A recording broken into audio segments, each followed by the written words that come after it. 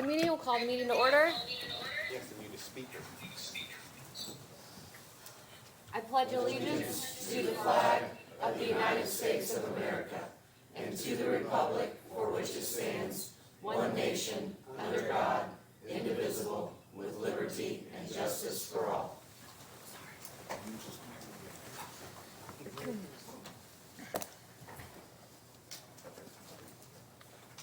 Okay, approval of the January 13th, 2026 meeting minutes. So moved. Can we make an adjustment on that, Oh, please? something? So if you look down under the council comments, again, it says Councilwoman Plunkett. If we can't get that fixed, can you at least address us as counselors if we can't tell a difference?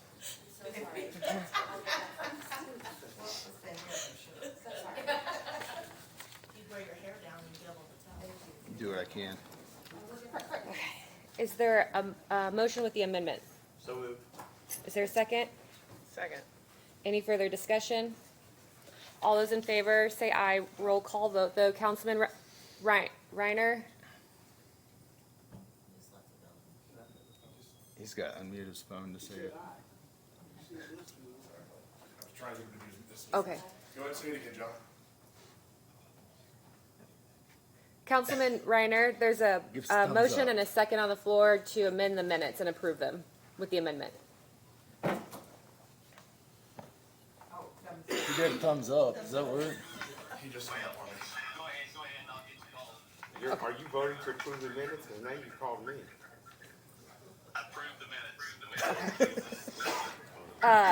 Plunkett, Aye. Ritchie, Aye. Williams, Van Horn, Lamar, Aye. Hossetter, aye. He's got to mute his speakers, so I was trying to get him to do. He's creating an echo.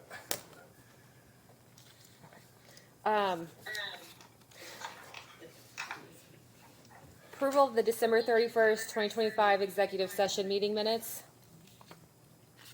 So moved. There's a motion. Is there a second? Second. Any further discussion? All those in favor say aye. Reiner? Did you record that? Okay. Plunkett, Aye. Ritchie, Aye. Williams, Aye. Van Horn, Lamar, Nay, was not there. Hossetter, aye. Legal update. Just real quickly to update you, I know that you guys have tasked us with taking a look at the jail BOT question. We do have the documents now, we're working through it.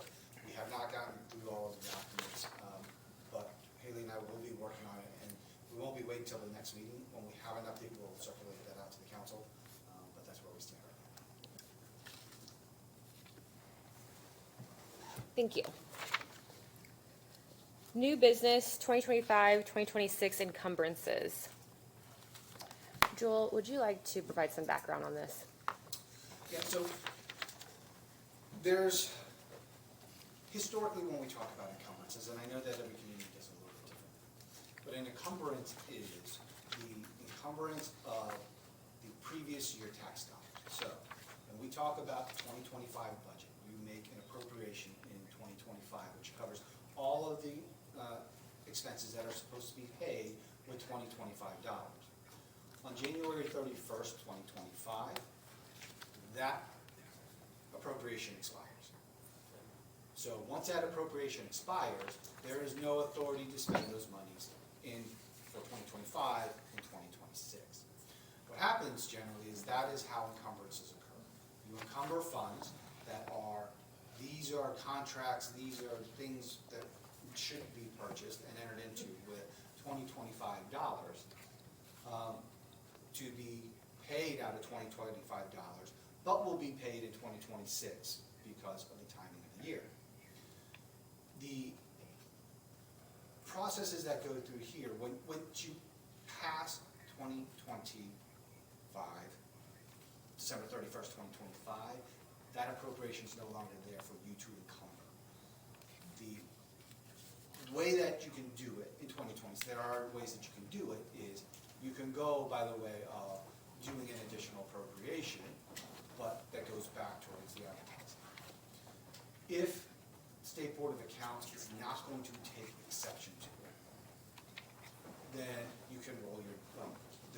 that point is, what is the harm done by going through with an encumbrance? Jewel, what, you said if they do not, and what was it you said, they can do what? If the State Board of Accounts does not take exception If, to an encumbrance that is acted upon in 2026 for the previous year's dollars, then it's kind of no harm, no foul. okay. The issue that you run into is, if you go through and you talk to, it depends upon which council member, it depends upon which council member or which member of the State Board of Accounts you discuss issues with.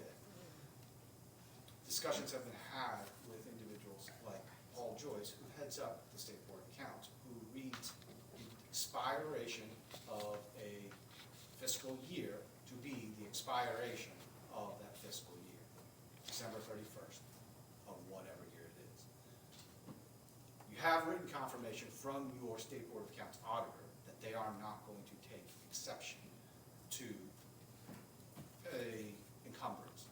But I want to explain to you just the history of what an encumbrance is, how an encumbrance should go forth, and then the processes that generally are followed, so.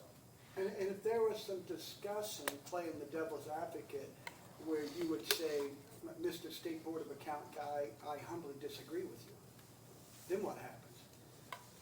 Well, it would be, so if the State Board of Accounts takes an exception, it would be an audit note on your end of the year budget, the audit that you get at the end of the year, with your, as an interview, it would be a comment on there saying, this was not followed properly, right? It doesn't take away the encumbrance, it doesn't do anything like that, but it says that you gotta clean that process up. Thank you. And so our role is, we received the requested encumbrances. Our role is just to approve these. Okay. Does anyone have any questions? We received the encumbrance request in our council packet. Does anyone have any questions, or is there any further discussion? Is there a motion? So moved. Is there a second? Second. Any further discussion? All those in favor say aye. Reiner? Plunkett? Aye. Ritchie? Aye. Williams? Aye. Van Horn? Aye. Lamar? Aye. Hostetter? Aye. Ordinance 2026-01, non-reverting firearms fund for the sheriff. Tony Harris, Sheriff's Office. I apologize if I get pulled. What this would help do is that there's no lines right now to replace firearms or damage to the range after the backstop has been penetrated multiple times. So what this would do is it would help fund that line in order to replace firearms like we should be doing every 4 to 5 years.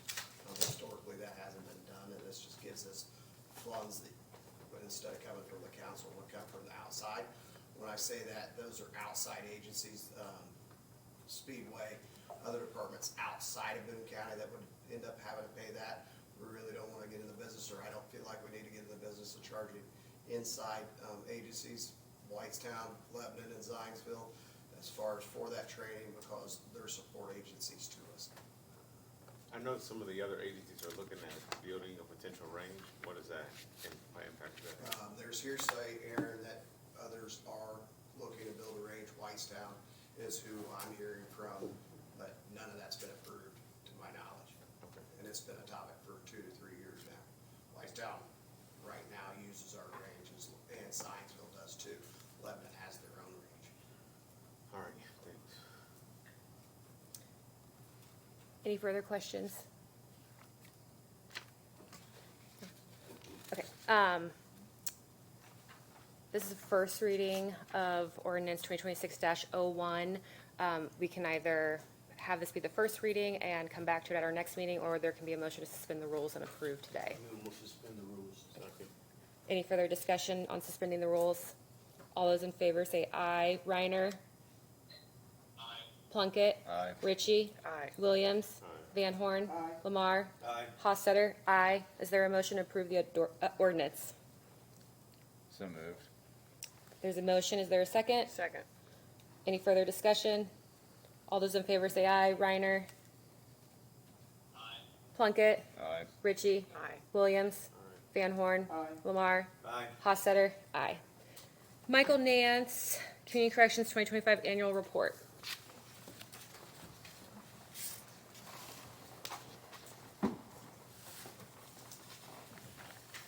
Michael Nance, Boone County Community Corrections. I've been asked by a couple of people I'm afraid of to be brief today, so I'll be brief. Yesterday he did it in under 2 minutes. Do what I can do. Okay, so I want to just present some information. I'm going to go through this. I have some key sections that I want to speak about briefly. If there's questions along the way, please let me know and I can stop and answer any of those questions. To start with, just a review of our numbers from 2025. As you can see, we stayed pretty steady in the home detention area. Pretrial was slightly down. And then we obviously had no clients in the residential center in 2025. But that will be important over the next little bit while I'm up here to know that since we opened on January 1st of 26, we already have 22 clients in the residential center. So I anticipate that number will go up quite a bit this calendar year. But overall, our numbers were pretty steady from 24 into 25. On page 8, it talks a little bit about the demographics that we serve. Specifically, I wanted to point out the number of level 6 felons and A misdemeanors that our staff supervise. A majority of those clients, if not on our programs, would be in our jail, which would increase the expense for the county. So there's definitely a cost savings there for the level 6 felons and A misdemeanors to be out on community supervision.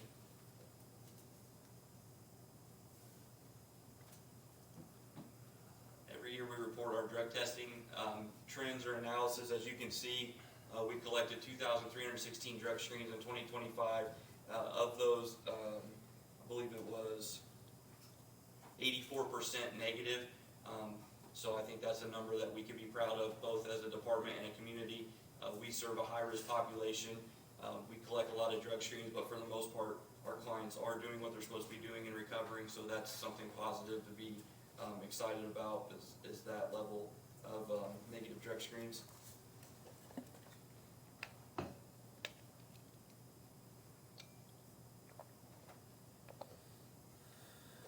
This is the one specifically your body cares probably the most about every year, year in and year out.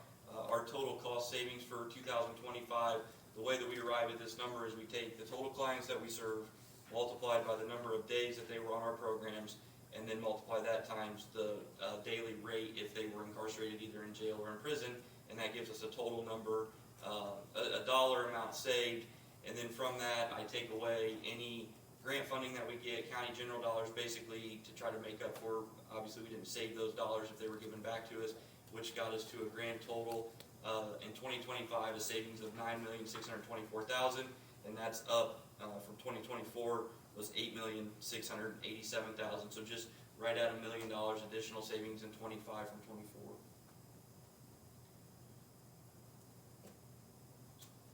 Any questions from you guys on that page? Just because you guys go through them. Did you, when you first started off, what did you say about numbers for 26 projections? Did you anticipate more people going into your program or less? More, substantially more now that the residential center's open. To be open, and what was that, did you give a projected number? I don't have, no, I did not give one. I just said that in 2025 we had 0, and in Right. the first 5 weeks of 26 we've already had 22. 22, okay. Yeah. Do you have a run rate that you can anticipate that you'll have for 26? Didn't hear you, I'm sorry, what? Do you have a run rate that you can anticipate what 26 will be? I don't. I can try to help me understand what you mean by that. So you started off 26 and you said you had 22 people in the Mm-hmm. program. Do you say, hey, for Q1 we'll have a run rate of an estimated X amount of people, and Q2 we'll have another Yeah, run so rate?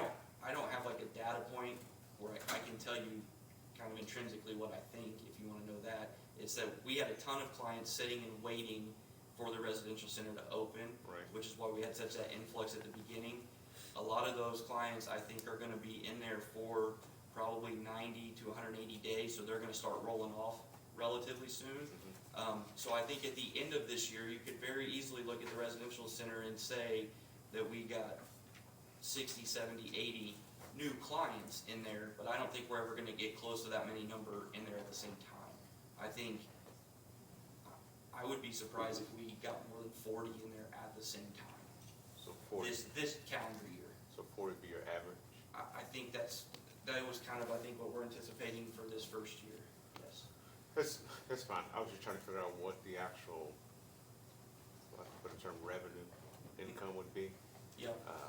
And I'm assuming you're basing that off of what the courts assign.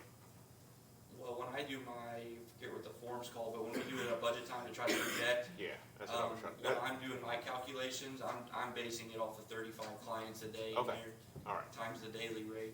that's what I was getting, you got to it. I was trying to Okay, figure out from a I'm budget. sorry. No, that's good. I was just trying to figure out from a budget standpoint, like, hey, what would it actually be? Yeah. And as you get there, annually, what that revenue would be. So, Right. okay. Yeah, I think, well, I didn't look this morning before I got here, but yesterday I know we had 110 clients on home detention and 22 in the residential. Okay, So- all right. Michael, how many does the residential center hold? And if one of those, the individuals that are in there, do they choose to be there? Very few choose to be there. It's a choice that's made for them. Most of the time by the courts, but now in Boone County, our judges are starting to work with us. Statutorily, Community Corrections has the ability to determine your placement. Think of it as if a judge sends somebody to prison, they don't choose, they're going to Michigan City Right. or they're going to Plainfield. They go to the Department of Corrections and then the DOC says, this is where we're placing you. Okay. So in theory, that's the way it's supposed to work locally and is, and I appreciate our judges are starting to do it that way. They're sentencing them to us, and then we're evaluating them and determining whether home detention makes the most sense or the residential center, based on a number of different factors. But And the one that gets home detention, if he or she does not have a home, can they stay in that residential center? 100%, that's what we would do, and that's why this is gonna be so effective for our computer. I'm gonna talk in a minute about community transition and how many people we have to deny for community transition because they don't have a place to live in Boone County, and then we can use the residential center. Thank you. Yes. And how many does it hold? So if it were to be maxed out, I believe it's 120 plus. It's around 80 males and 40 females. But the decision was made when the building was built to not do bunk beds, so they all have single beds right now. So if you asked me today, could I put 120 people in there, the answer would be no. But if you told me, hey, this is coming, we would prepare for that and turn single beds into bunk beds and eventually could get there. Okay. But I think, the sheriff's sitting here, he can speak to it if he would like to, but I think everybody involved in that process wants to walk before we run and make sure that we understand what we're doing and have the staffing for it and everything else. And like I said, right now, 22 in the first 5 weeks is a lot, it's been a ton of work, but we're nowhere near like that, even halfway capacity, so I think we're fine bed-wise with where we're at currently. And before that residential center was there, where would have those 22 gone? Well, over the last few years while it was getting built, a lot of them went to prison. Okay. Because if they don't, you can't do home detention without a home. Yeah. And so, and I don't mean that flippantly, but you just can't. So if they don't have a place to stay, they were having to go to the DOC. Now, prior to that, when we had the old work release, we had a 20-bed maximum capacity male-only work release. So up to 20 men at a time could be in our county jail in the work release block, if that's what, is that what you call it? Work release block. Yeah, it's a Sorry, it's a John. work release, and it was capped at 20 inside, but like Mike was saying, it was for males only. This gives us the opportunity for females only. Now that, like he said, there's not as many beds for females as there is for males at this point, but we're still being able to do that, and it can be double bunked in order to bring the max out of it, which is futuristically right. I think we got the ratio about exactly right, because of the 22 in there right now, I believe it's 15 males and 7 women. So having about twice as many male beds to female beds statistically makes sense for the population that we serve. Well, thanks for being there as opposed to having to send those individuals to places they do not want to go. Hopefully they're on the right track. Thank you.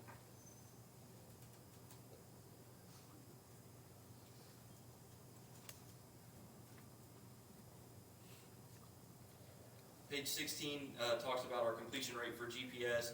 It's was a little bit lower this year than it was in 2024 at the 67% completion rate.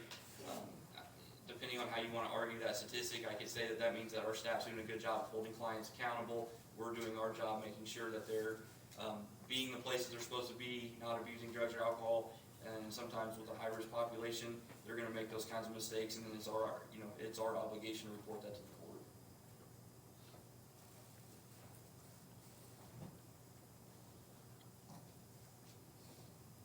I just wanted to touch briefly on drug court. It continues to expand and thrive in 2025. We had, I believe, make sure I get this right. Well, I believe we had 2 additional graduations in 2025, and then we just had 2 more in January of 26. So that doesn't sound maybe like a big number, but it's a very long program that we just launched back in 24. So it takes 18 to 24 months to successfully complete drug court. So I think in 26 we'll continue to see that number go up, and then obviously from here forward, multiple graduations per year.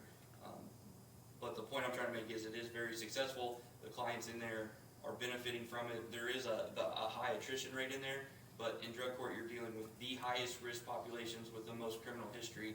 So it's a population that just generally has a hard time complying and being successful. So any amount of success in there feels like a win for sure. You say that was started in 24? Yes. Okay, thank you. The process started well before that, but we started taking clients in 24. Okay. Specialized driving privileges, I think most of you are aware of this, but again, this is a program that allows clients who don't have a valid license to get a specialized driver's license, allows them to drive to work or treatment or other court-approved locations. This is an important program that we run just because in a place like Boone County where we don't have a ton of public transportation, if clients can't get to and from work, it's really hard for them to be successful. So this is something that we keep a close eye on year in and year out as well. As you can see, we had 97 specialized driving privileges in 2025.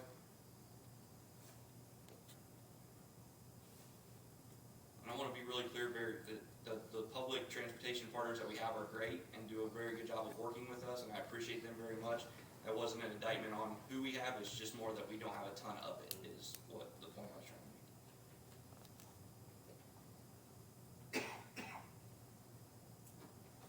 Felony diversion, I've spoken about that before at our meetings. Again, that allows clients who have their first felony conviction, well, it's not even a conviction, their first felony arrest, to come in, be supervised, and if they're successful in that program, the felony goes away, which is obviously huge for their future, not having a felony on their record when they go to apply for jobs or housing or other programs like that. So continue to work with the prosecutor's office on the felony diversions. Debbie, I'm almost done. 2 more points. Oh, good. I was talking the other I Debbie. was having a hard time saying that. I'm glad to know you were rooting against me too, though. That's 2 Debbies. I'm just glad I got to hear it 2 days in a row. Yeah, I'm glad I get to present 2 days in a row. I can present it tomorrow. 2 more things briefly. Community transition program. Again, I've spoken to you guys about this before, but this is when a client is in their last approximate 90 to 180 days at the Department of Correction. So this program is set up for them to leave the DOC and come back to the community and transition into the community. What is not super helpful, according to the evidence, is when someone gets out of the DOC and the next day just comes back to our community with no transition, no help, no support, no oversight. Often they come back without a place to live, all kinds of different issues. So community transition is set up so that it's basically a warm handoff from the DOC back to the community. It's important to understand that this is not cutting 10 years off of a client's sentence. It's the last 90 to maybe 180 days. Like, these people are going to be right back in our community very quickly. So to me, it makes a lot more sense to help them get established, try to find a place to live. And what by far has been the largest barrier for this program is that that population does not have a place to come back and live. They just know they're from here, they want to live here. And so now with the residential center, we're able to put them in the residential center and spend that 90 to 180 days getting them employed, trying to find them a place, getting them their first and last month's rent saved up so that when they're done in the residential center, they can actually apply for and afford an apartment. So I think that's one of the biggest benefits really of the residential center, is being able to successfully implement that transition program. And then with that, I just want to briefly say how much I appreciate Sheriff Harris, Chief Beard. It's been a huge task out there to get the residential center open. But we meet frequently. I think we're working well as a team, and it would not be successful without their support and buy-in. So I just genuinely appreciate you guys and the way that that's been going so far. We continue to meet weekly, sometimes every other week, because I don't know if you would believe how much stuff comes up when you do something like that, but it comes up. And then the last thing that I wanted to point out is just that the Department of Corrections requires our staff to do a certain number of evidence-based practice training hours every year. Our staff completed 432 hours in 2025. We have a monthly evidence-based meeting where we meet as a team, review some sort of evidence-based practice, do some sort of either quiz or test at the end, submit that to the DOC. So that's just something that looks good when we apply for our grant annually, that we're staying compliant with that requirement. So that was the end of what I wanted to point out from the report. Obviously, there's, I think, 38 pages there, so I'm glad to answer any questions if there's other ones. Michael, I'm gonna put you on the spot. Okay.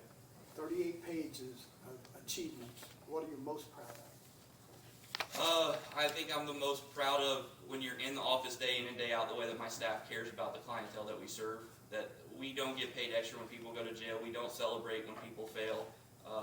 We work with a tough population, but I have a staff full of people that care not only about the clients that we serve, but our community. They want our clients to be better so that our community's better, and it's probably the most refreshing part of what we do, because it is a challenging job every day, and there's a ton of failure every day. But to see staff that come to work every day to try to help people makes it worth coming every day. Tell them we said thank you. I think one of the things on that stuck out most to me is the comparison from 24 to 25, and how similar those numbers were with our growth rates, the way that they are throughout the county, and those numbers staying so similar. I think that's a kudos to a lot of people. Over the last 8 to 10 years, Michael's made huge changes with community corrections, not just like working with their clients, but also like on the financial side. Like they created these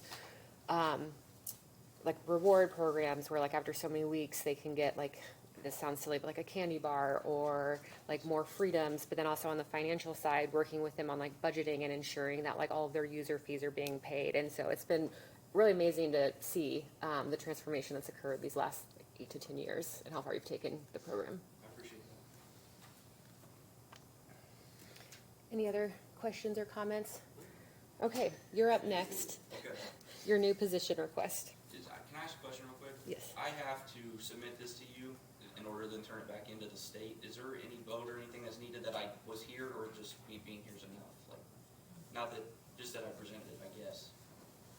Because remind me, it's being paid for from your grant money. And And then, it is a requirement that I present it to both you and the commissioners. Jewel? Yeah, I think an acknowledgement that the presentation was given and the minutes should, just so I saw it. Perfect. oh, sorry, your report is what you're asking us Yes. about. Okay, Just so just, the minutes are good. Yeah, Okay. acknowledge the receipt of the sorry, presentation. I thought you were talking about your position request. So the position request is, I'll be very, very brief. I had a full-time drug court coordinator. That person is moving to part-time. She has an opportunity to stay home with her child more, and so she wants to take advantage of that. So that freed up a full-time salary. I need to use part of it to pay the new drug court coordinator, but is a person that's already employed with me, and is just gonna, it was Katie DeVries, who was our former drug court coordinator. She's gonna take that role back over. So that leaves me a chunk of money that I want to use to hire a new person for the residential center. The amount is $47,000. This person will basically be an additional resource for our department within the residential center. It will not be paid out of county general. And at the end of the day, if you guys allow me to do this, I'm actually going to be $1,000 less budget than what I would have been had nothing changed. So I'm getting an additional full-time person, but actually saving $1,000 because of what everybody's being paid. So full-time position that you did have, moving to part-time, Correct. you're taking half of that salary. Not even half. Can I? Go ahead. She was making 80. She's gonna stay on part-time and work in the residential center for, I think, 24. So that would leave 56. No, 56. Sorry, 56. Katie is only getting, it'd be 9 of that, which leaves the 47 that I need to pay this new person. Is it a new position, will it incur any overtime, or is it a salary position? They could potentially have overtime. If they do, it'll come out of my project income. Okay, that was my only question, because they have This- overtime. You guys are giving me $250,000 a year, and I'm not spending a penny above that, and this person's not having anything to do with that even line. This is coming from your grant money, or Project project income, yeah. Yes. Sound, look, I love your creativity, so I'm supportive of it. Real, well, this is not to care that much, but there's a lot of client, when you have a 24/7 facility, our client population works all different shifts. They don't work 8 to 4 Monday through Friday. So I need people in the building. The sheriff's staff does a great job of keeping it safe and secure, but it's not their job to know, can Johnny leave for work at 7 PM suddenly? I need staff there to make those decisions. No, I get it. My only other question is kudos to your staff member that just welcomed the new child, it sounds like.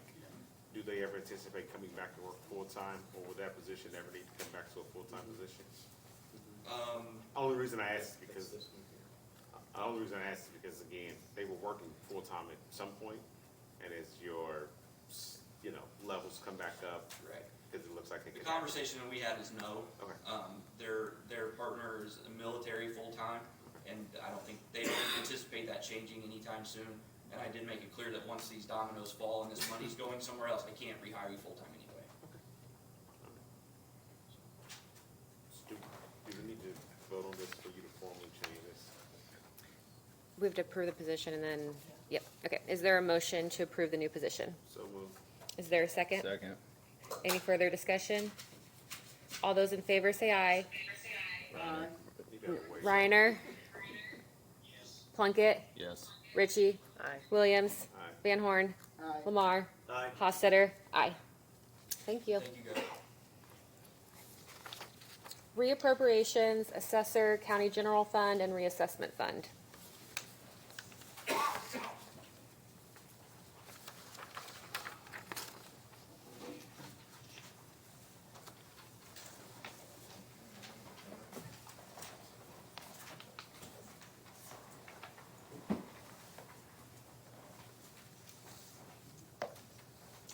Good morning, everybody. My name is Alex Bergen-Schmidt.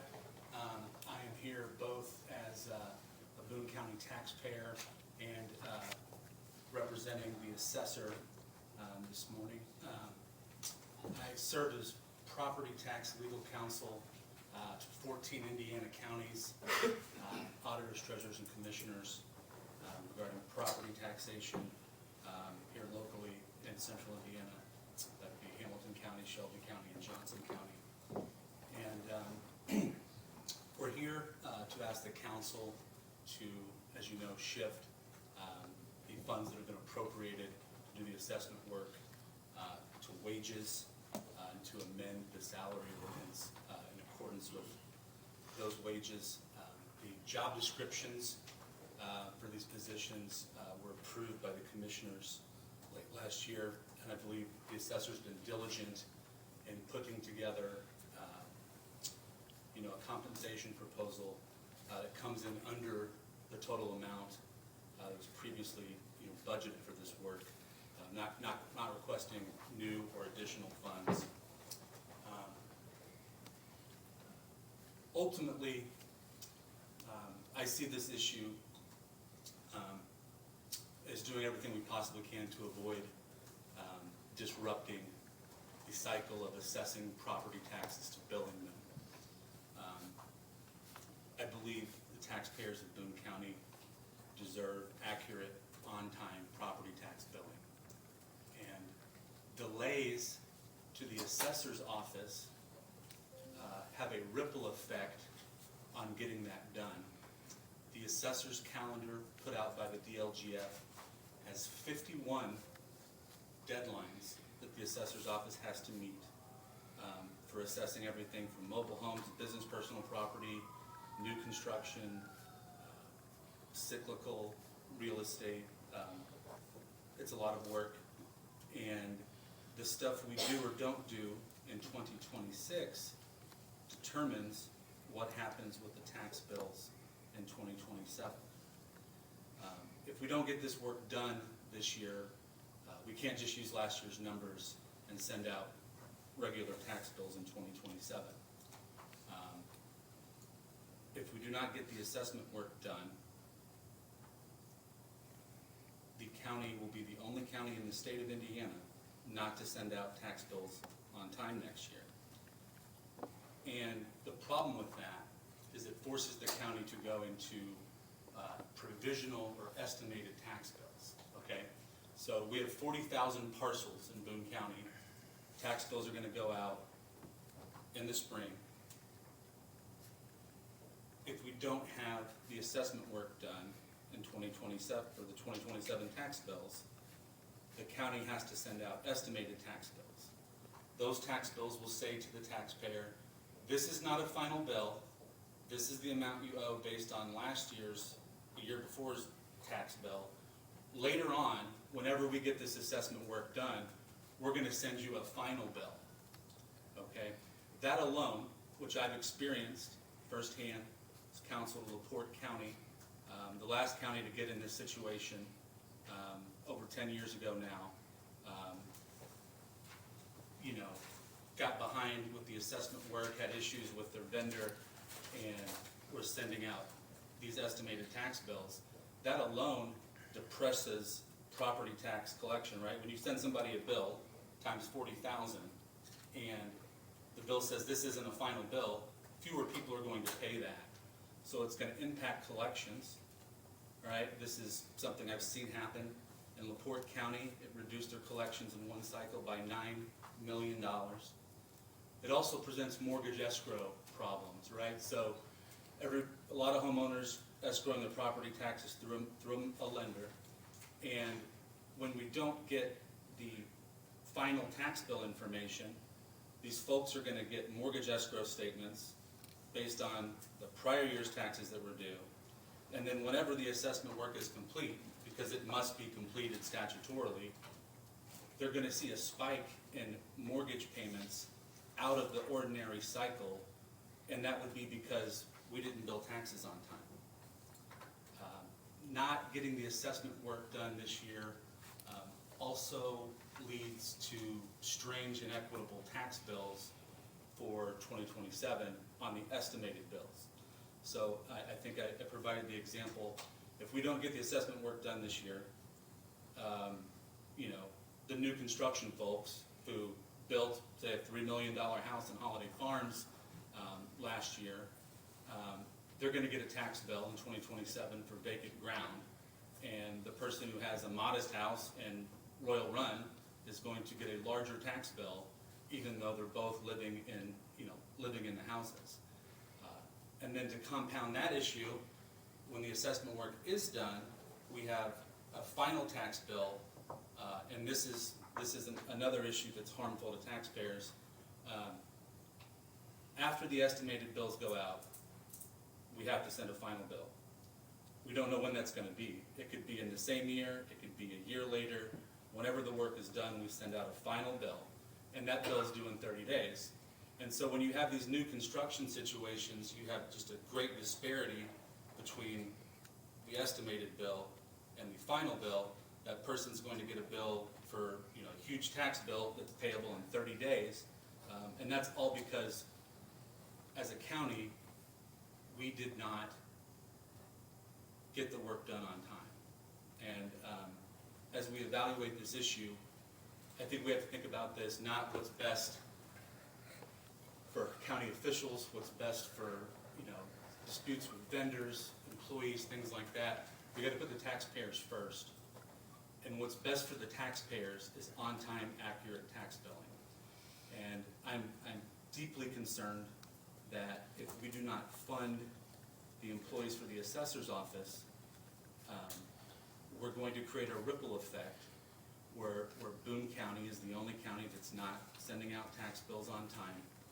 And that has real-world implications for the taxpayers of Boone County, as well as budgets and revenue. Look, this stuff affects every unit of government, not just the county's budget. When you start billing taxes late, you don't capture the year's change in assessed value. For example, the gross assessed value of all real property in Boone County in 2024 was $17 billion. In '25, that number was closer to $19 billion. So that $2 billion is reflected in property taxes, at least 1% of that, if we took it modestly, that's $20 million we're not capturing when we bill taxes late. And that does affect budgets and revenue for the county and the cities and towns. So, I'm just here to say that property tax billing is a core function of county government. Regardless of how we got to this point, I don't think it's right to burden the property owners with a confusing and chaotic provisional estimated tax billing process. I think we owe it to the taxpayers and to the other units of government to bill property taxes on time, and I believe your vote is essential to that process. I'm happy to take any questions you might have regarding this, and I appreciate your attention. May I call you Alex? Yes, sir. When I read the email that we all received from you, well, this looks pretty plain, pretty clear that we should go this direction. And then in past meetings that I've been in with respect to Jewel and what he's presented to us as a council, man, his sounds pretty clear too, pretty black and white.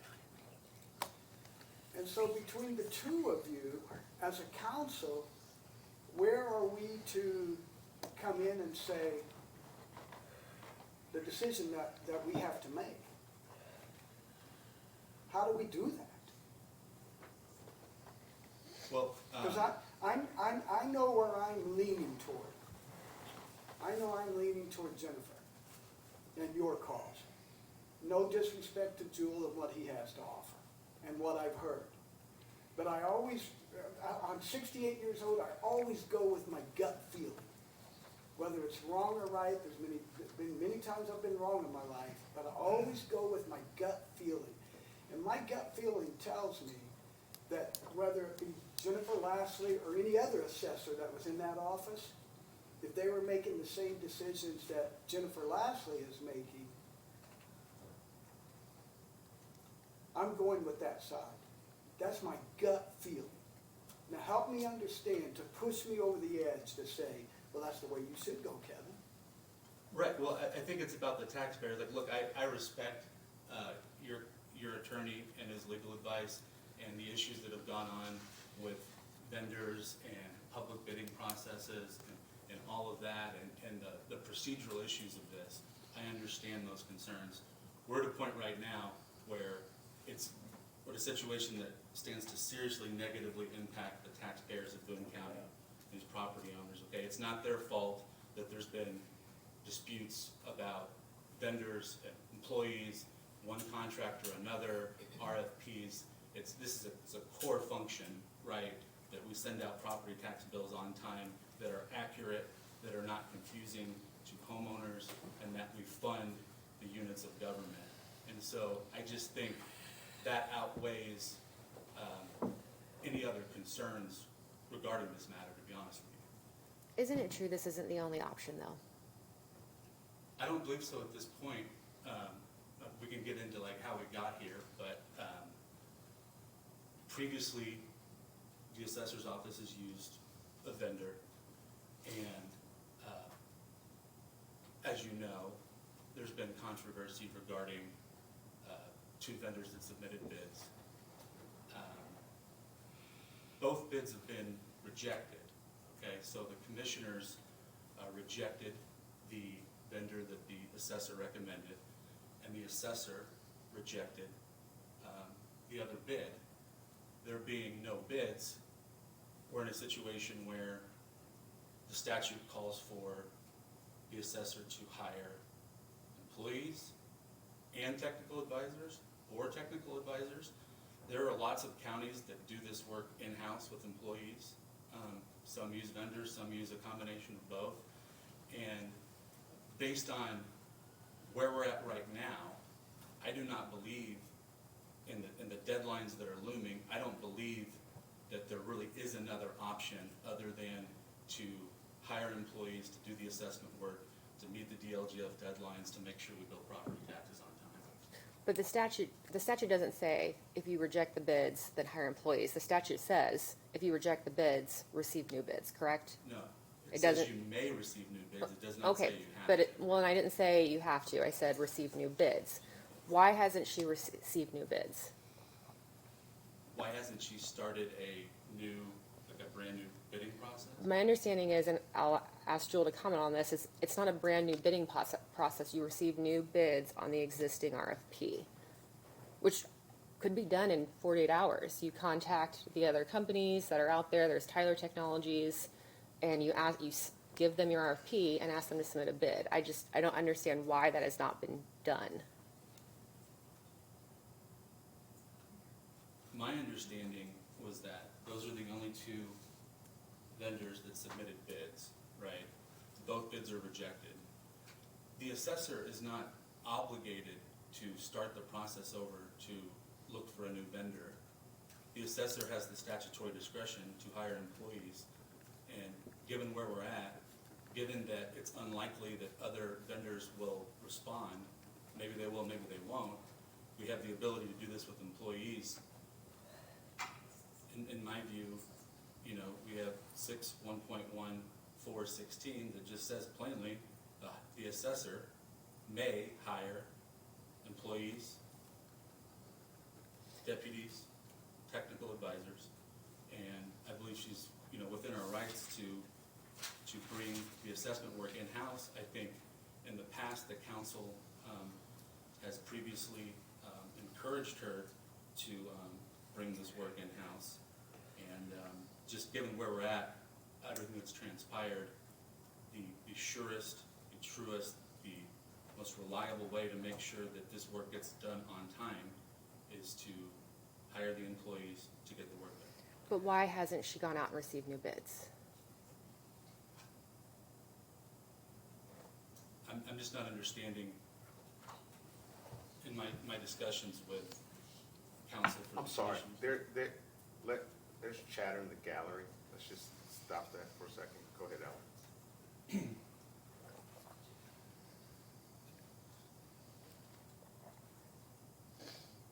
Based on my conversations with counsel for the commissioners and your attorney, I'm not sure that you can just reopen it under the existing RFP. Beth expressed problems with the RFP to begin with, like how that was done. So I just think that, you know, the issue's fraught with problems under the original RFP. And I don't have a lot of confidence that, you know, other vendors are even going to be responsive. There's a timeline for proving and dealing with that, and we're up against deadlines, and it just seems like that's the only realistic path to getting the work done. But wouldn't it have been better had that effort at least been made? Even if no one responded to it, then that puts us in a completely different position today. Because then she's followed the statute, she's gone out, received new bids, and if she comes to us and says no one else has responded, I think that completely changes the narrative of where we are today.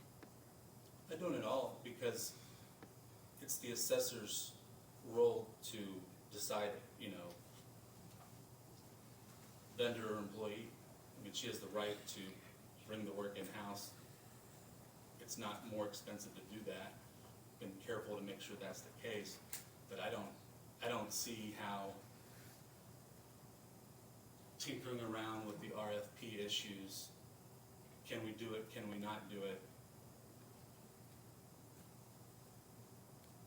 It's about the taxpayers getting on-time tax bills, and I'm just not convinced that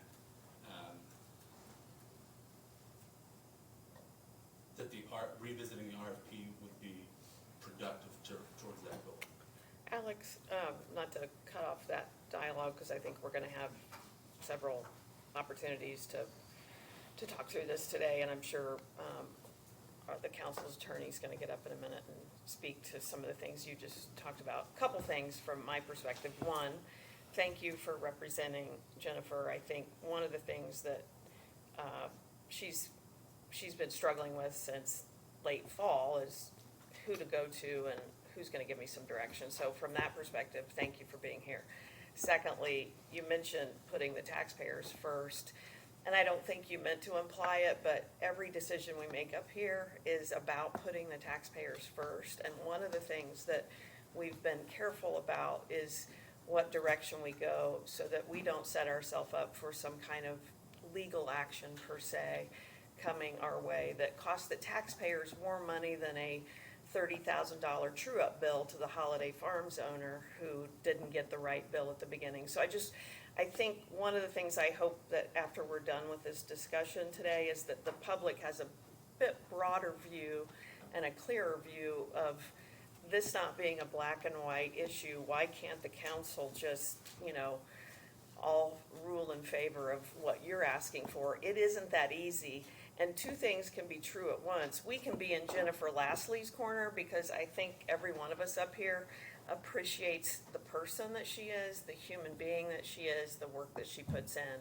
At the same time, we can also be troubled by the process that has been undertaken by a litany of people in this room, including those of us who are listening to you now, that not everything was perfect, to say the least. We've had some issues, and to cure those issues with respect to the RFP, with respect to the things that have happened in terms of the commissioners and the council, just to paint a picture of black and white that, why can't we do this? It's not that easy, and I think, in a minute, I'd like for our attorney to get up and provide some additional thoughts around what we've been thinking, because again, do all of us sit at home and say, how can we make the taxpayers of Boone County nervous about whether they get the right, how do we keep Jennifer Lastly up at night? That is not our objective. And again, I just want to make sure that, I think I speak for all of us when I say we put the taxpayers first in every decision. So I don't think you intended to imply that we don't, but if we don't end up in a similar spot as what you're recommending, it's not because we're not putting the taxpayers first. And again, lots of things can be true at once. So I just wanted to throw that out and also ask, knowing that my fellow counselors probably have plenty to say as well. At some point, I want to get, not point and counterpoint, but some thoughts from our attorney in terms of some of the other issues that we're struggling with or grappling with in this effort. So whenever that's time, I don't want to cut anybody off. No, I just want to know from, I guess, I see two commissioners and some points that you made. Were the bids rejected, number one, from the commissioners? And two, I think to Jennifer's point, when were those bids rejected from a timing standpoint? And the reason I want to know that is because I think Jennifer's brought up a very valid point. Was there any effort put forth to go back and try to put another, effort out to rebid this? I think that would help me with this whole process, because in the statute that we've been, given and advised on, I think there was an opportunity to rebid this. So I would want to know, were the bids rejected, and if they were, when were they rejected, and how much time is that being? So I don't know. I see Donnie and Tim, commissioners in the back, trying to figure out timing on all this. Like, were the bids rejected? When were they rejected? And if there was time. Sorry. The assessor would like to answer that question. Oh, okay. Timeline, if Sorry. that's all right. Go ahead. So when I first made my first recommendation on November 17th, I was denied my recommendation.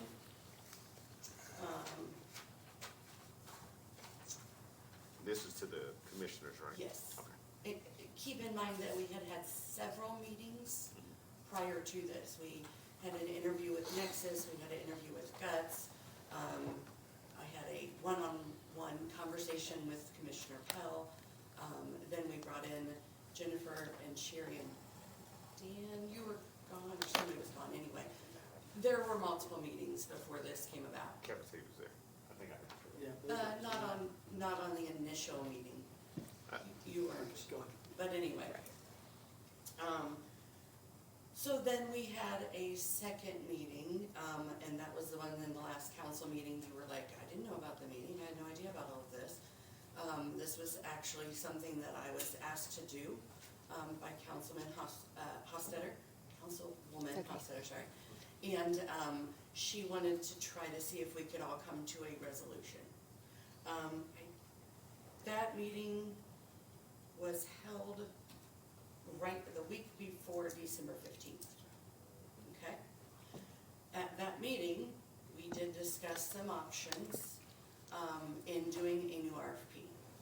The commissioners initially told me, I initially was under the understanding from the commissioners that I would have to do a whole new RFP.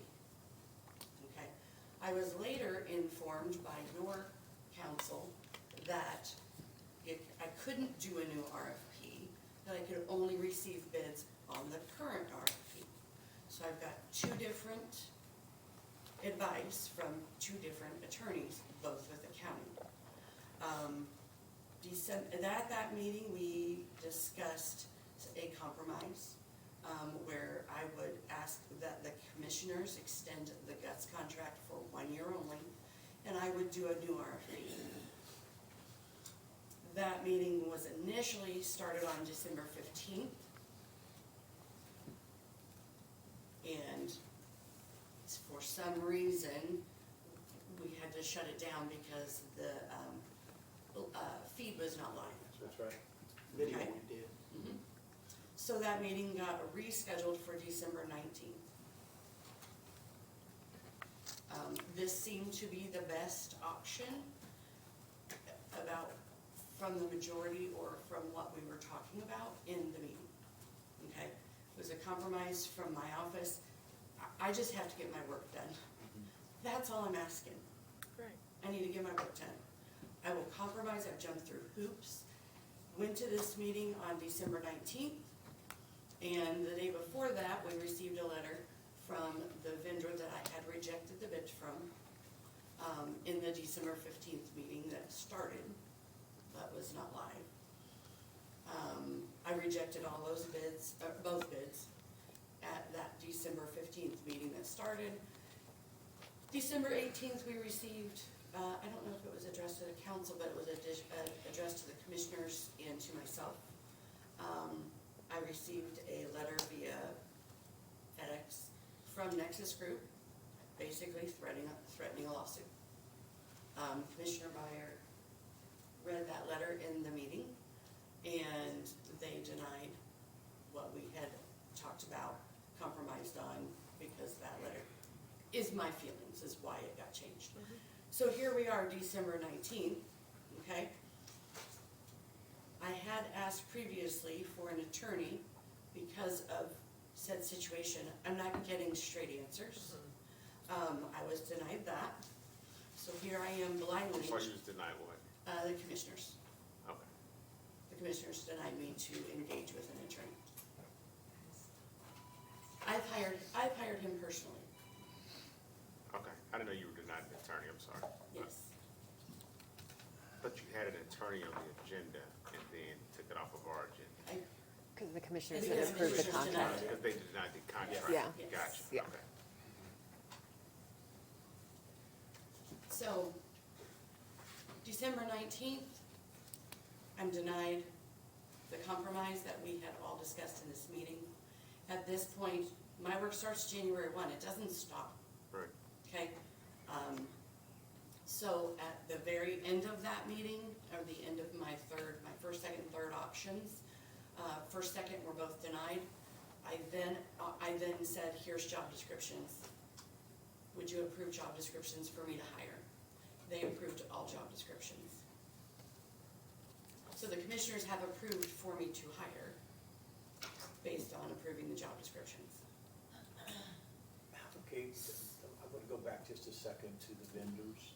How many vendors are you aware of that are out there that do provide this? I mean, are there multiples thereof? I would guess maybe 8 to 10 roughly. 8 to 10? I mean, I don't know them Okay. all by name, but And I'm gonna guess 8 to 10. the RFP that was sent out originally, you only got 2. Correct, I had a company call me in regards to the RFP, because they get notice so when the RFPs go out, these companies have something in their system that notifies them that there's an RFP out. Company called me, discussed the RFP with me. They did pull it offline.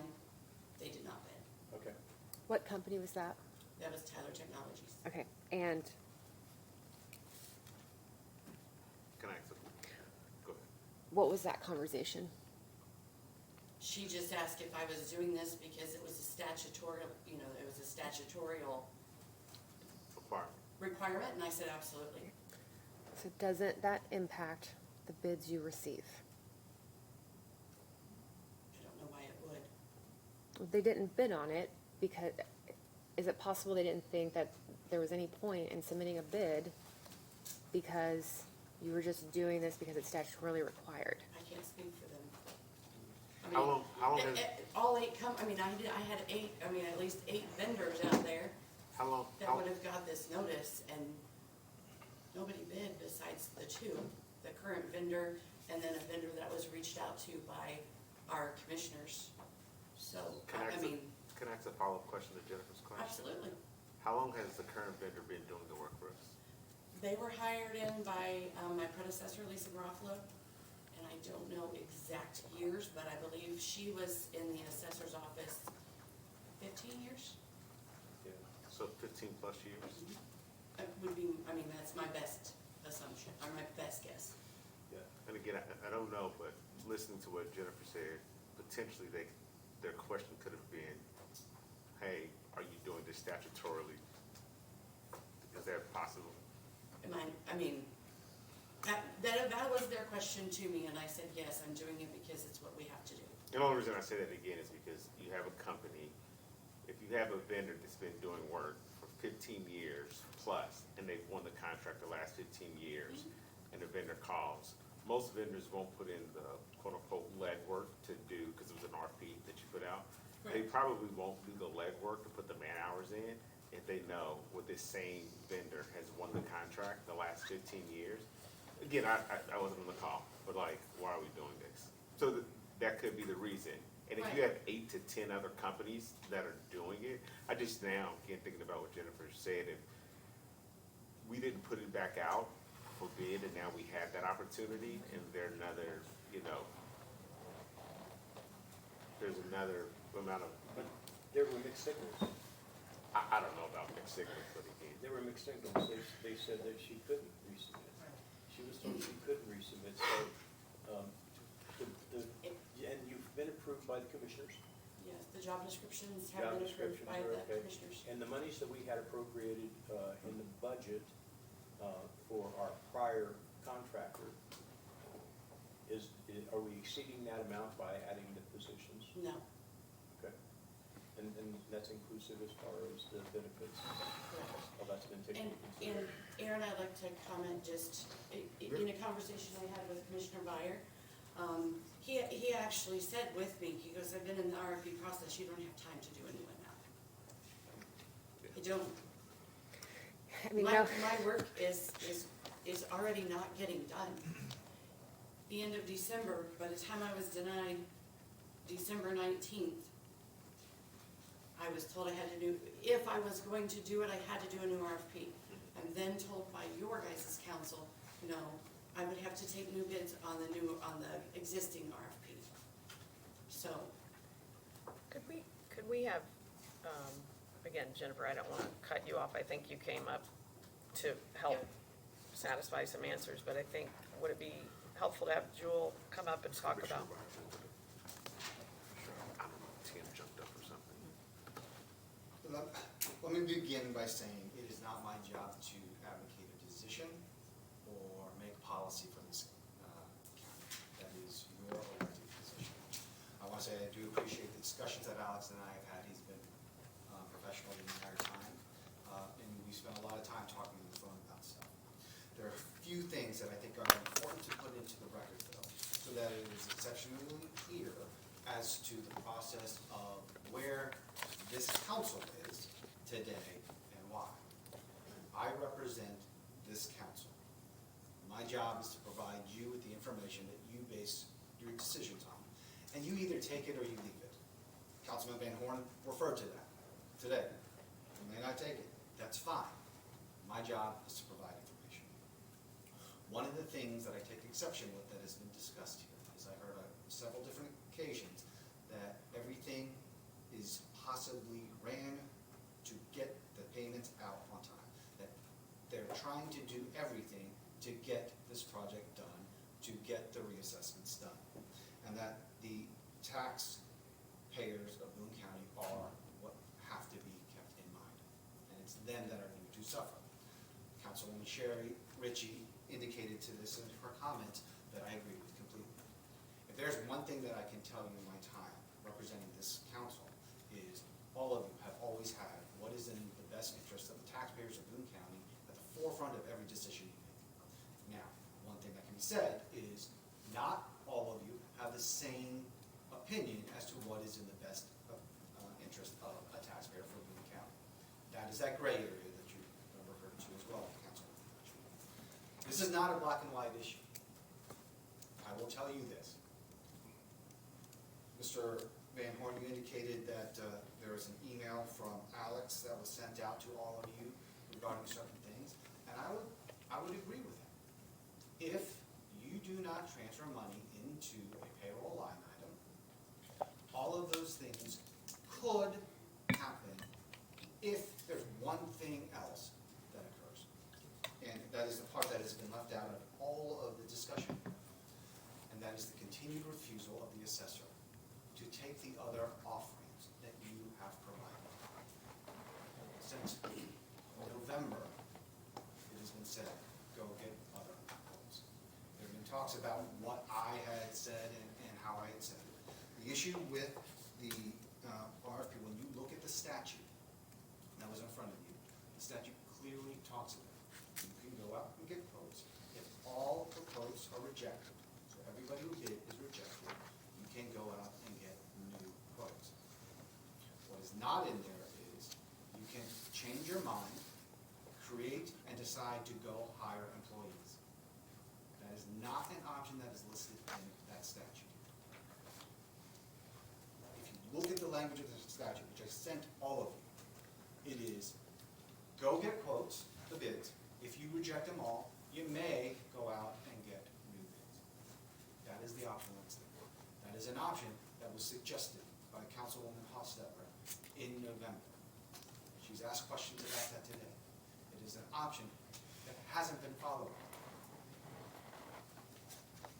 The issue of running out of time is not an issue that was created by this council. The issue of running out of time is an issue that was created by the other elected officials in this county, by decisions that they made or decisions that they refused to go forward with. And let's talk about the practicalities of what we're talking about. If you today approve the funding of payroll line items, these 7 positions, I've been told by the assessor's attorney that they're going to go out and they're going to advertise to hire the best people for this job. In my time working with you, I see that as at least a 1-week advertising period, because I think that's what you guys have done at a bare minimum. So, from today, if it passes, before you even start hiring somebody, there's another week to go. Once you decide, okay, here's my panel of people that can do this job, I'm going to now interview and have to hire who the best ones are. Once that's done, you have to on-ramp them into your county system. So you're talking about a 2-week delay from the point in which people can start actually doing work, if you move forward with transferring the money now. What can be done today is something that has been suggested before. You transferred money, or you appropriated money, at the bequest of the assessor, into the budget line item for contractual services. We discussed ad nauseum that the statute in which the assessor was proceeding under was for real property assessment and reassessment only. It only applies to real property. For the personal property, for all of the other issues regarding abatements and deferrals and things of that nature, you have already appropriated over $900,000 for contractual services that can be entered into to start that process. my knowledge, none of that has been done. I know that in the last conversation I had with Beth, Beth has said she's just waiting for a contract for personal property services. That does not fall under the statute that you are looking at today for real property assessment and reassessment. The confusion regarding whether or not you can go out for RFP again or do a whole nother RFP session is based around the fact that statute says you can invite new bids. The way I read that is you invite new bids off of the RFP that you have out there. You don't create a new RFP, you invite new ones. The problem with your RFP that is on the street, and so this is what would have to be considered in considering new bids, is it requests a lot of things that you cannot request under the statute. It requests assistance with the abatements. It requests assistance with people sitting in the office. It requests assistance with personal property. That is not allowed under that statute. So the analysis of those new bids should be strictly limited to the assessment and reassessment of real property for Boone County. If you go through that process and get that and start the personal property assessment, I think that is an entirely another option that is available that does not impact the timing. In fact, I think would accelerate the timing of getting work done in Boone County to avoid the consequences that were laid out in front of you. And moves the county forward with the money that you have already acted upon, already appropriated, and is there to be spent starting January 1. I'm happy to answer any questions. I'm trying to limit this to the issue that is in front of you and not get into too much of the other issues. Joe, I'll say that there's- because of the executive session we had. I will remind you of that, the confidentiality of that executive session, and I don't want to talk about liabilities as it applies to lawsuits. Dustin, you have a question?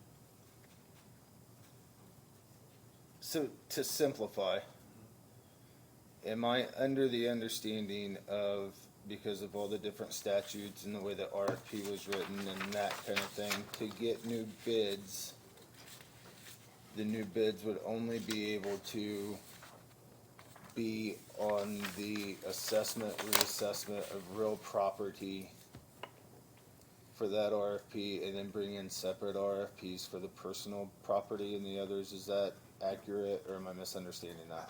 And I may not have been clear on that, so that is not what I'm saying. I'm saying when you talk about the other contractual services, personal property, abatements, things of that nature, there is no requirement under the statute to go out for RFP. That is under the standard contractual obligations that the assessor's office has, that other offices have. They can go out, seek a contract, and take it to the commissioners for approval.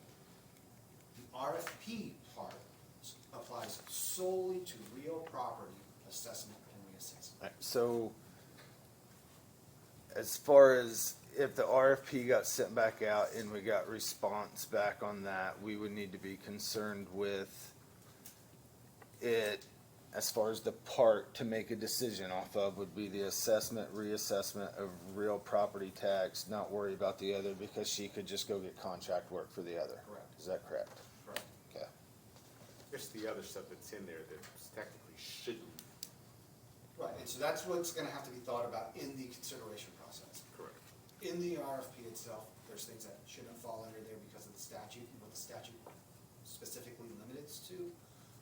And so when that happens, to not consider those as reasons for deficiencies of RFP response. If a vendor says, no, we are not bidding on the personal property assessment issue.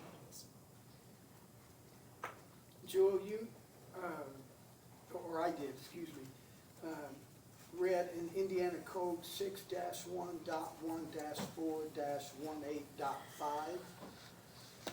Near the bottom there, it said, the contract shall be awarded to the lowest and best, and I circled the word best, bidder who meets all requirements under law for entering a contract to serve as technical advisor in the assessment of property. And it ends by saying, however, any and all bids may be rejected and new bids may be asked.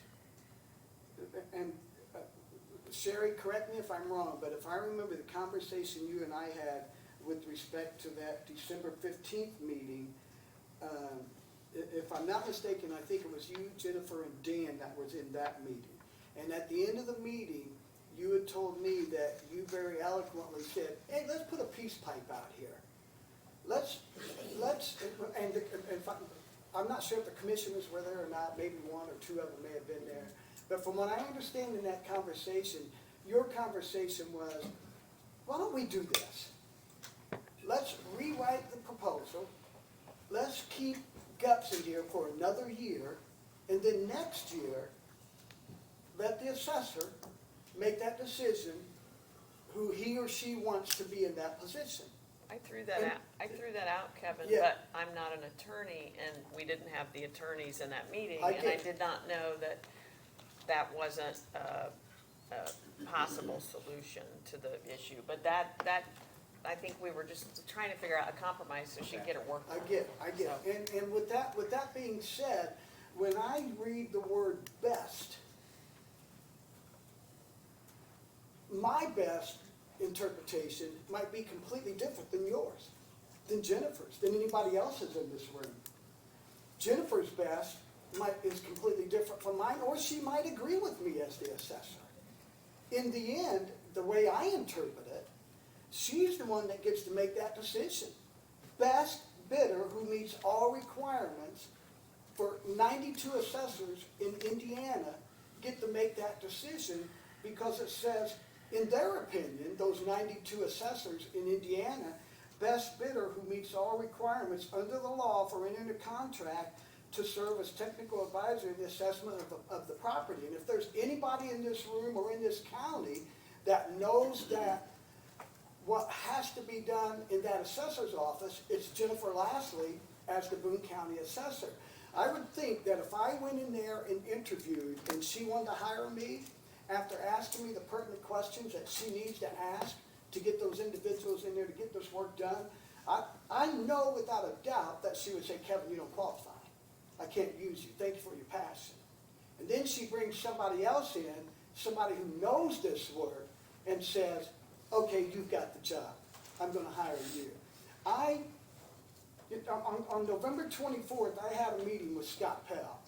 He talked about how he called these council or assessors throughout the state of Indiana. And it's all wonderful. It's all wonderful.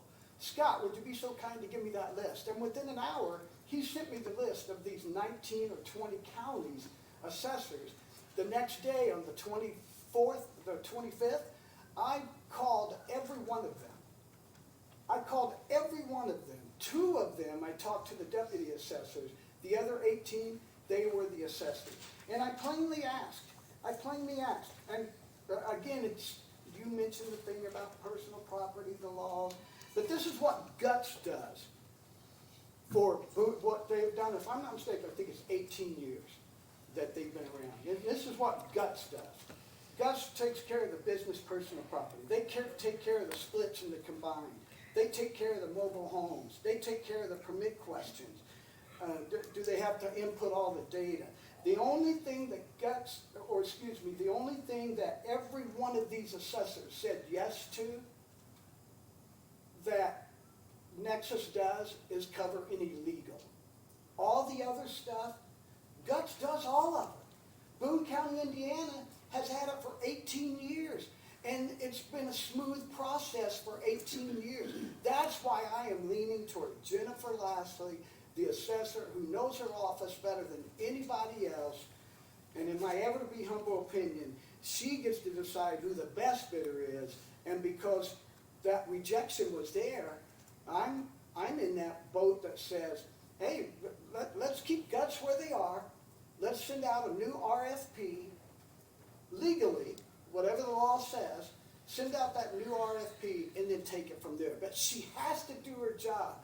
Alex, I would very respectfully ask you, 10 years ago when you took care of those things in LaPorte, 10 years ago, were there any lawsuits from the taxpayers in LaPorte that said, hey, you've caused a whole lot of mayhem for me and my family or my business.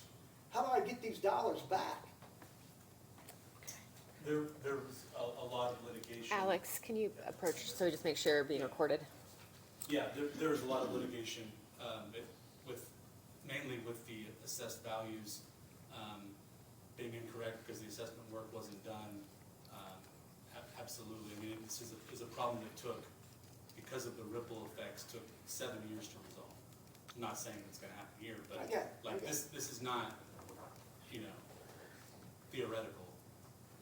I come from that common sense approach that Jennifer Lashley knows her office as an assessor better than anybody else in this room. Any other elected official in this county knows their office better than I do. I guarantee you they do. So So Alex, with all due respect, Kevin, I think we agree with you in a lot of what you've just said, but can I ask our attorney to respond to a couple of things that you just said so that we have some clarity? Thank you. I will say this. I want to reserve and limit some of my responses because they fall under what we talked about in the executive session. Yeah. And I don't want to go down that road. I will say this, Councilman Randall, you indicate that you spoke with these individuals and you gave examples of the stuff that GUTS does for Boone County that they don't do for those other counties. Yes. And what I am saying is GUTS can still do that. That is available for GUTS to do, starting January 1, because you have already appropriated that money that can be entered into. None of that would change. All of that would remain the same. The only portion that would have to be considered is the real property assessment and reassessment. Not the personal property assessment, none of it, the real property assessment and reassessment. That is what the statute controls. That is what I have been discussing with this council. That is where you can invite additional new quotes. And the agreement, you said you talked to all of those counties that they gave you, you talked to the 18, the 2 deputies, and I believe your position was that one, they did that real property assessment. They're happy with that real property assessment. Right? That's all they can do under that statute. At this point, I think the option is still available. I think the option is quicker to try and get new quotes. To get the work started, even potentially this week. The money is already appropriated.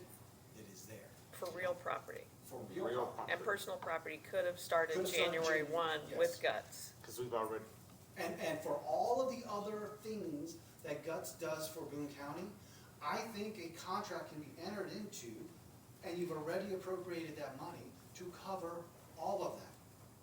The only part that I'm talking about right now is the real property assessment and reassessment. Thank you. I have a question for Commissioner Byer. Can you please approach the podium?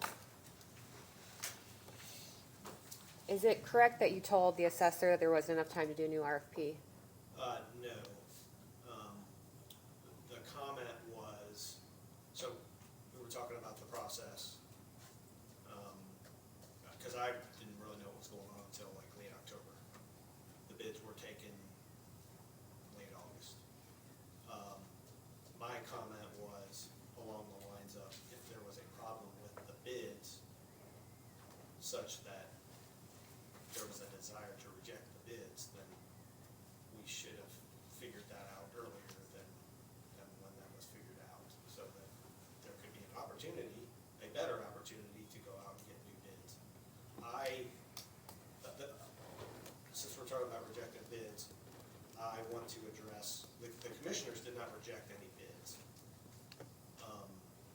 We rejected a contract that was brought to us because it was not from the lowest and best bidder. It's lowest and best, not just best.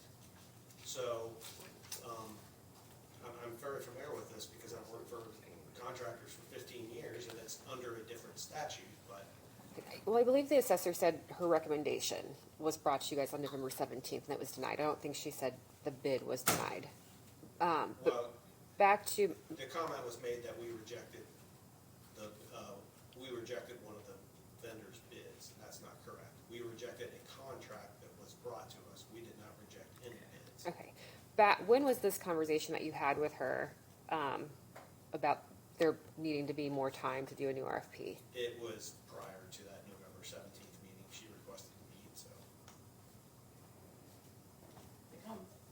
The conversation that I'm referring to, and you said that was December Jen. 17th? Oh, Jennifer, can you Oh, sorry. approach? The conversation that that Commissioner Byer and I had was, actually it was 18th. It was the night before I was going in front of the commissioners for the special meeting. And I mentioned to him, I said, I assume you received the Nexus, letter? And he said he had not. So in that morning, he came in and got it from Amy or whomever, Beth, I don't know. But in that conversation, we did discuss the lack of time for a new RFP. By the time that I do the new RFP, by the time I get the bids, and then evaluate them, his conversation to me was that we were short on time and it was not gonna be able to be done before January 1. He said, there's no way you could do it. Commissioner Byer, did you have a proposed solution at this time? Well, so getting back to rejecting the bids, right?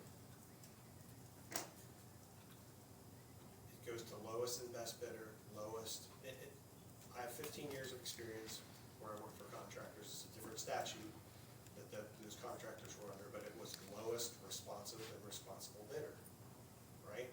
So in order to reject a bid, you have to show, there has to be a reason why you're rejecting the bid. Like the vendor wasn't proposing to do all the work. You know, as part of the conversation, at some of the prior meetings, it was referenced that we rejected a highway bid last year, in 2025.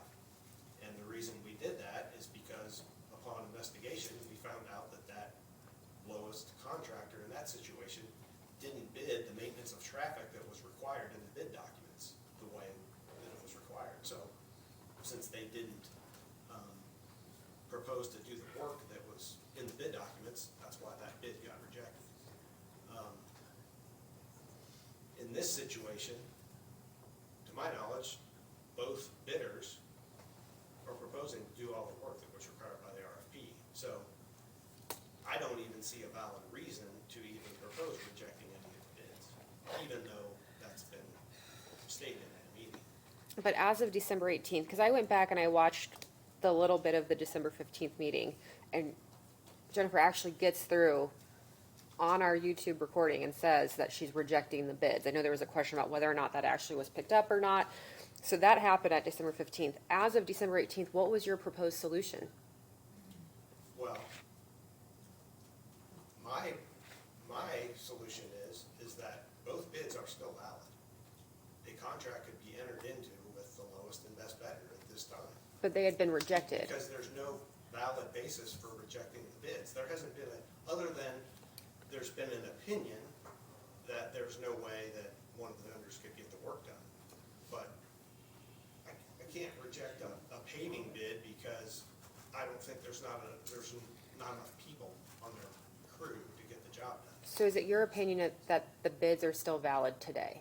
Yes. Okay. Jewel, is that something you can address for us?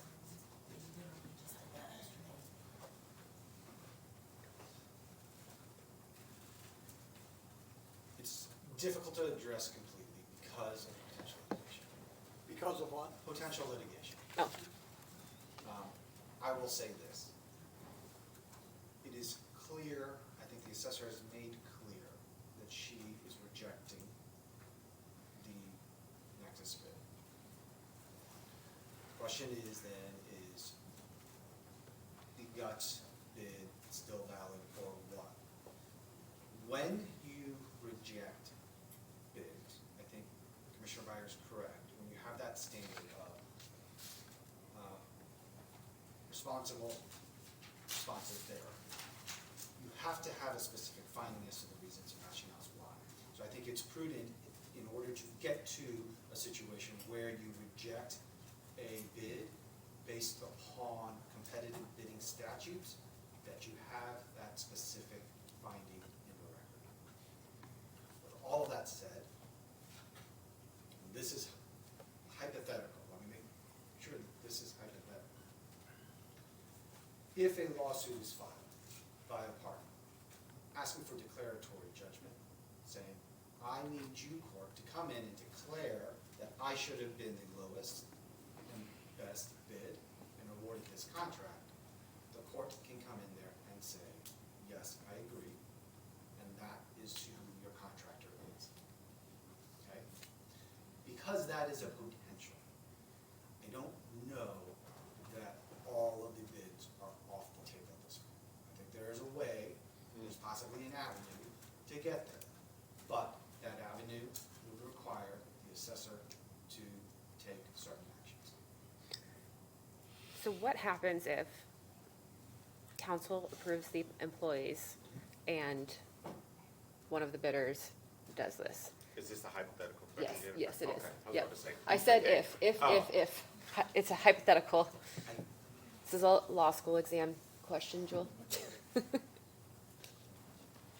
So hypothetically, I believe let me try and restate the hypothetical question. The hypothetical question is, if this council moves forward with funding employees and transferring money, but a vendor sues for a deck action and receives a judgment against the county to say they're the vendors. Is that the Yes. question? Yeah. In that situation, if the amount of money that's been moved from the contractual lines item services exceeds the amount that is there for that contract, I think you're gonna have to move money back. And we have to potentially fire the employees. Because there's no way to, that's how would you fund, you would have, yeah.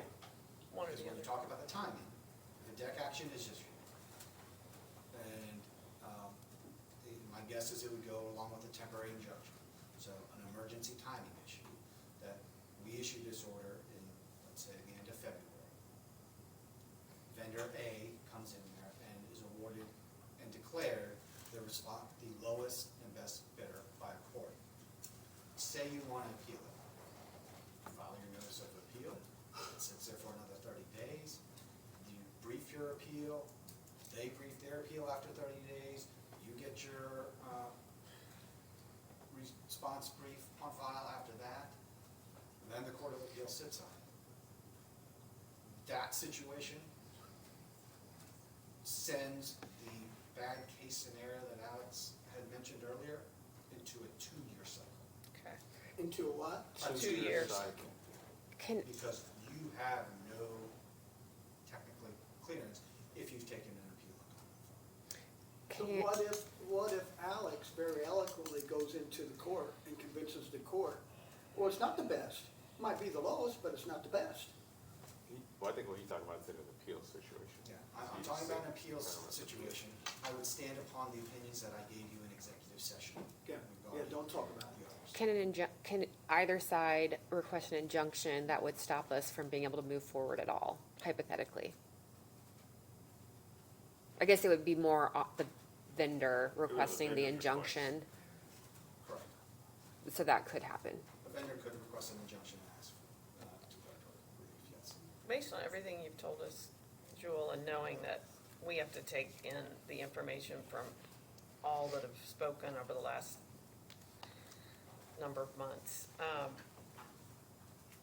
can you provide a reaction to the following? One, we ask the assessor to keep guts and start personal property tax immediately.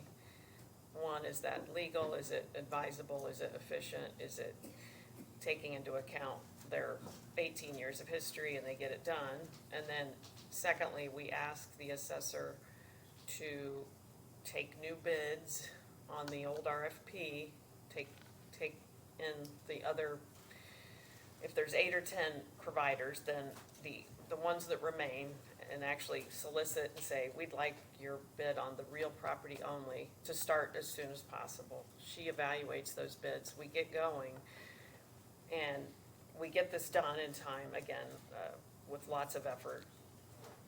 And we don't hire anybody because, one, that's a permanent expense recurring. Two, the state of taxes and the state of Indiana is in so much in flux right now, we don't even know where SEA 1 is gonna end up amended.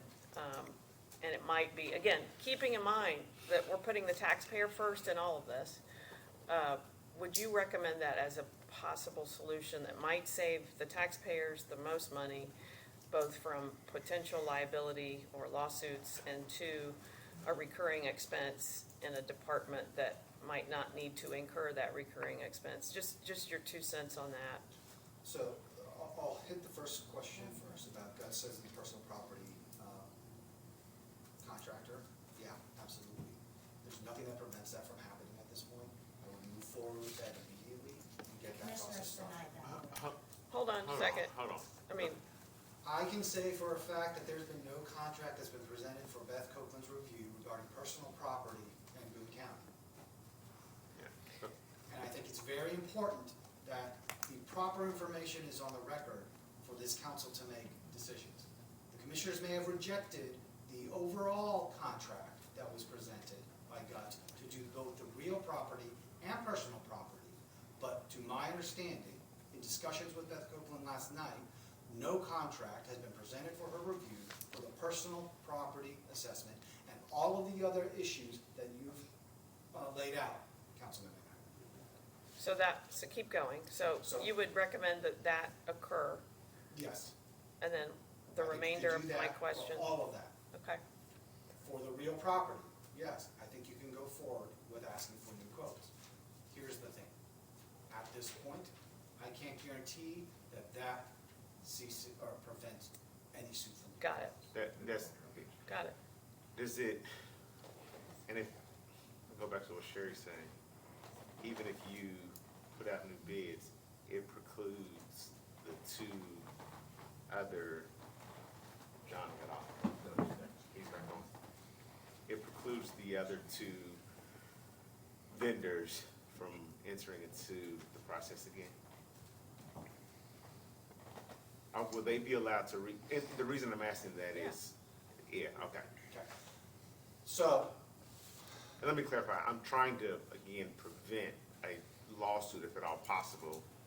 If they're allowed to rebid, maybe that muscles down them not wanting to sue, but again, I would say this, I don't think that they can rebid. okay. They can't change the numbers that they have proposed to Boone County. Do you say they can or can't? They cannot. So when you talk about Guts and when you talk about Nexus, their numbers and response has to remain the same. Got it. They've gotten their bite at that apple. Okay. The new bids are, if those, we're kicking out those two, then you get bids from others, like Tyler Technologies and stuff. Give me the number on real property Can assessment. I add a caveat, even though the RFP will change, because we're gonna take out, No, we're not changing the RFP. no, we're not changing that, Yeah, we're not sorry. doing the RFP.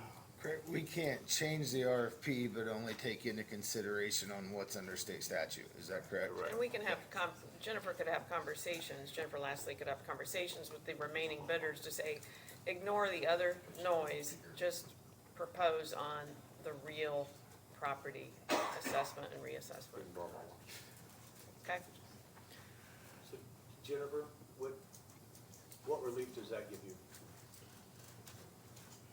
A potential new vendor and personal property and the abatements and, you know, I would like to say that I submitted this, RFP to the commissioners, to the county attorney for review, for submission. I have the date. It's been a while ago. Yeah. Before it And- went out, you sent it to Yes, Beth? Yes, Oh, absolutely. Okay, I'm not gonna send no, I'm something not. out that okay, that's I'm fine. not for sure is correct. That's fine, I just wanna make sure I understand. It was submitted, I was never told, as what Jules stating now, that the statute says, Okay, you don't put that in there, you don't put that in there. Never been told that until Jewel has stated that. Okay. Okay? So, I want that to be real clear. I've had no direction. Right, Hence the reason I've Right. hired my own attorney. right. I feel like, and I know Alex, you want to speak again, but my frustration, my concern, okay, is in doing a new RFP at this point, We're not doing a new RFP. okay, in putting it out for new bids, Got it. okay? I'm the one that works in the office. I've worked in this office since 2011. I know what it takes to do the job. I know what I need. And if my commissioners do not listen to me in the best bid, where are we gonna be? With your permission, I'd kind of like to respond to some of the stuff that's been circulating. I know we're going on long here. I want you all to realize that this premise is flawed. The assessor's office is not required to use a vendor at all. The assessor has discretion to use employees or a vendor. I have the statute that I can give you right here that we haven't talked about. The section that has been talked about by your attorney is not the only statute at play here. With your permission, I'd like to hand you all a copy of this so you can see it. Alex, can I ask a question? Yeah. 6 months ago, the assessor came in front of us and told us the best option for the county was to go with a vendor. Yes. So we're aware of the other statute. I, yeah, most of them, yeah, I am. Sorry, I shouldn't assume we all are. What has changed in 6 months? Contextually, she came to us during Yeah. the, if you don't mind, Jennifer, That's she okay. came to us during the budget cycle. She was explicitly asked about moving 2 employees. Right. What has changed? She said during the budget cycle, a contractor, a vendor, was her best option. This is 6 months ago. What's changed? A lot's changed. The vendor that she recommended the commissioners was rejected. The only other vendor that submitted a bid, she felt was inadequate and not in the best interest of the county. So desperate times call for desperate measures, and we're here to get the work done in time. That's what this is all about. What's changed is that both of the vendors aren't gonna work out. And the whole point of this is the statute gives the assessor the option, 1.1416. She may hire deputies, employees, and technical advisors, and the council shall appropriate the funds necessary to do the work. All of this back business with the vendors and the RFPs, that is not something that she's required to go down that path at all. And it's a lot cleaner at this point in time to just hire employees, given the context where we are today. Alex, you said Yes. that we need to have the taxpayer front and center. Yeah. So in the spirit of that question, in the spirit of that comment, do you understand that one of our approaches might be to not create a recurring expense with employees and benefits in a situation where we can get some of the work done, the personal property work done, just like we've done the last 18 years, and have it done by a vendor? I'm just starting there. Like, does that make sense? So Absolutely. you understand that there is a perspective other than the one that you're espousing that would be taxpayer-centric? Yeah, Okay, and then the desperate times, desperate measures. We could have started personal property taxes January 1, right? the assessors is not under the belief that was possible. But as her advisor, do you agree that it is? I don't know what has transpired with respect to that services contract with the. Do you Board of agree that Commissioners. Guts could do personal property taxes right now? I don't know the answer. Oh, okay. All right. In line with that and talking, It's not something that was asked. I have not asked them. okay, I'm not asking. in line with trying to do what's best for taxpayers, I'm gonna go back to 6 months ago, as of our August budget workshop, the assessor had already started the RFP process because that's what she felt was in the best interest of the taxpayers. In fact, Yes. she told us it was cost prohibitive to hire employees. I understand now it's a lesser amount of employees, there's different information, but we don't have anything to compare that to because new bids have not been requested. I'm gonna go back to, I think it completely changes where we're at today, paints a different picture, the narrative's different if we had that to compare it to. We're lacking information today. The assessor, so we had an RFP process. Both bids are rejected. The statute says you may solicit new bids. It doesn't say you have to. The assessor, when the RFP process did not work out and we have all this going on, the appropriate thing to do, in the assessor's opinion, is to get the work done with employees. And I know you're saying the statute that says hire employees, it says council shall fund. Yes. But the other one, where it says she's gonna hire a company to do this, also says council shall fund. Is it fair to say that when we approved the budget in October, our job was done? We did what she asked us to do for the 2026 budget. And there's nothing in either statute that says you can flip-flop. I don't believe there's case law on this either. There's nothing that says you can't either. I get where you're coming from. You feel you've already appropriated the funds, your fiscal job is over. We're not, we appropriated the funds, the contracts didn't work out, so practically speaking, functionally speaking, the work's not getting done. So I totally get, you feel that, you know, our obligation is to fund this work, but the funding's illusory when the contract doesn't get confirmed, signed, and we don't have a vendor at all. But the idea that the assessor's locked in to this permanently of using the vendor route is not something that I believe supported by any legal authority of any kind. And I also don't think that the litigation threat from Nexus Group has any merit whatsoever. And I also don't think the litigation threat is a reason not to send 40,000 tax bills out on time. Sorry, one more No, question. go And I realize some of the questions I'm asking aren't necessarily council related, but I think they relate to the overall story of how everything has transpired. If I heard the assessor correctly, when I asked about new bids a few minutes ago, she said the commissioners don't trust her when she says this is who I believe is best, and maybe that's a reason why she's not going out and getting new bids. Best is not defined, but isn't there a way for her to create like a matrix or scoring system so that if she receives new bids, she then applies this rubric to them, and that's how she supports what is best to the commissioners? Doesn't that make it more difficult for the commissioners to say, no, this is not best? Yeah, I mean, I understand what you're saying. I would just say that if you read the recommendation document that she submitted to the commissioners, I think that she does, adequately support why her recommendations were where they were. It's not a formal matrix. The DLGF actually has, and it's something that Jennifer sent to me privately, I think it's like a 4-pronged criteria for evaluating this stuff. And that is what she used in making her recommendations to the commissioners. So this is the first I've heard that there's something for her to follow.